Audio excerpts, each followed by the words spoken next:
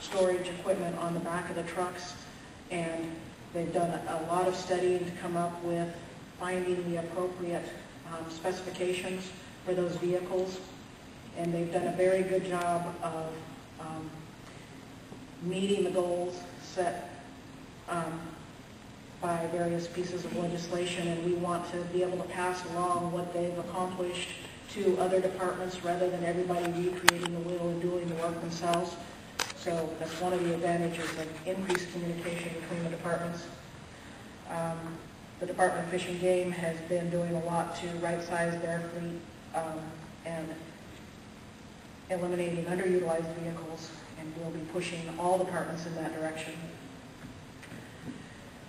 The fleet asset management system will actually be of incredible value in terms of providing all the statewide reporting, and right now everybody's convinced that we don't know what we're talking about because we have a universe of data, but everybody asks for it sliced and diced in different ways, and they don't understand the differences in the parameters that they're setting for us. And we report on the EIA 886 for the federal government on fuel, alternative fuel utilization, and then we come around and do the SB 552 reporting, which is all new purchased and leased vehicles, and they're so similar that everybody thinks that your data's wrong. No, you've asked for two different pieces of it, sliced and diced differently, but having the universe will make it possible for us to tell a better and more accurate story and prove that we really do have a complete set of data that we're working from for a change. We have 63 of 132 reporting agencies are already loading their data, or have already loaded their fleet inventory data into our fleet asset management system, and we are working with them actively to make sure that it is easy for them to report their monthly utilization data into the system. So we're on the right track. Unfortunately, we also have a progress report due to the legislature April 1st, in which we were requested by statute to name all departments that haven't loaded their fleet asset data into our system. So we've been working with the departments to encourage them to make sure that we get that information as soon as possible, and at least would like to be able to report that we have reached out to those departments and they have scheduled a date to meet with us to start that process instead of a complete negative when we report to the legislature. So that's it for my presentation on our fleet asset management system. So if you have any questions, I'd be happy to entertain them. Otherwise, here's my contact information, and you can let me know if you have any questions in the future. Okay, folks.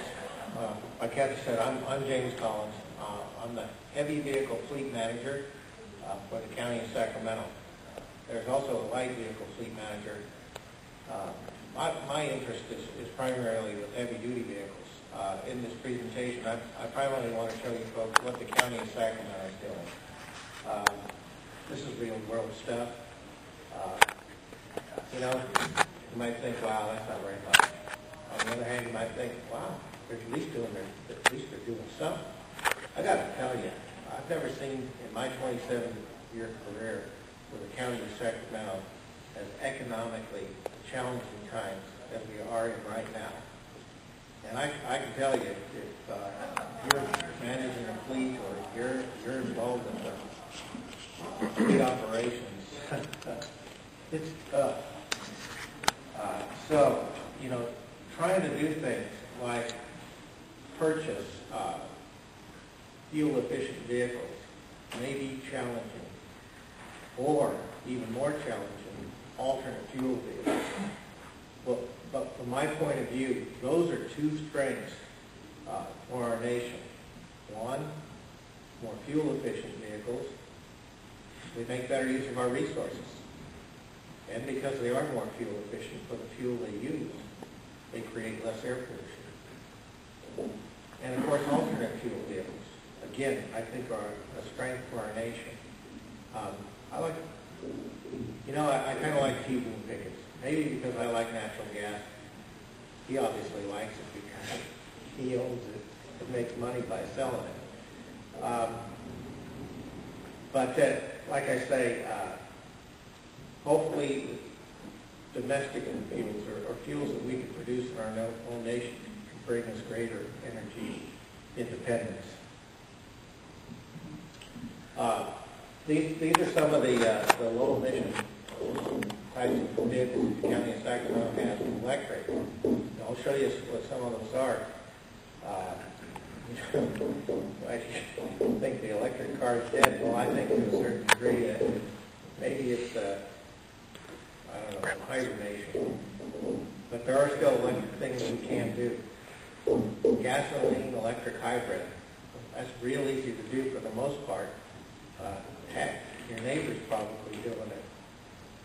Compressed natural gas was easier, a lot tougher today. And then there's propane. It's coming back. Liquid natural gas, I'm going to spend quite a bit of time on that because I see that as a real good alternative, low emission, heavy duty fuel. And then of course, a little bit about alternate fuel maintenance facilities.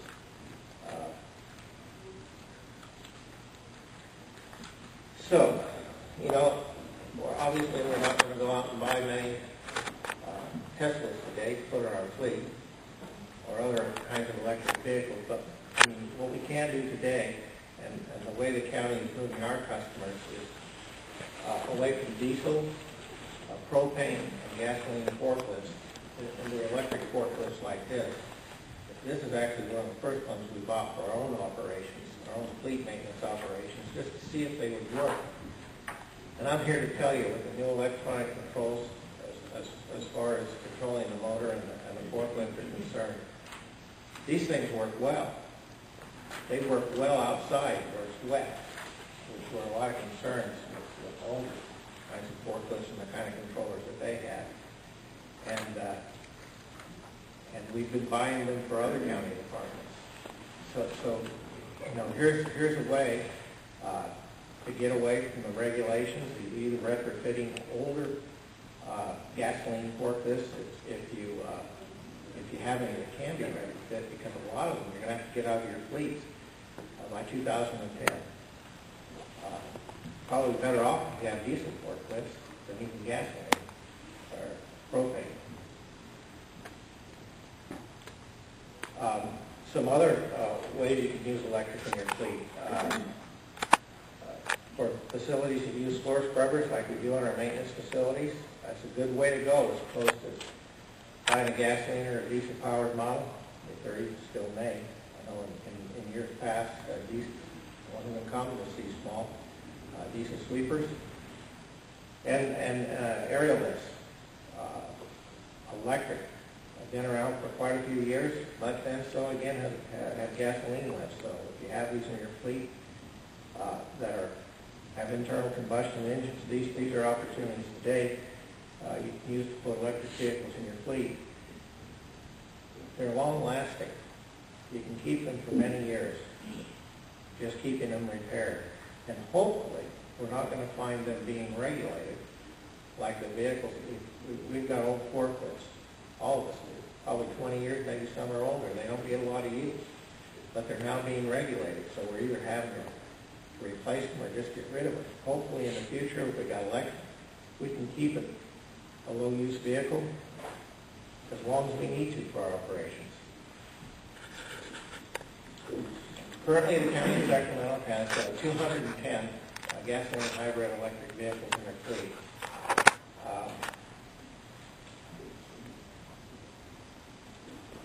I'd say probably about 50 of those vehicles are the Honda Civic hybrid.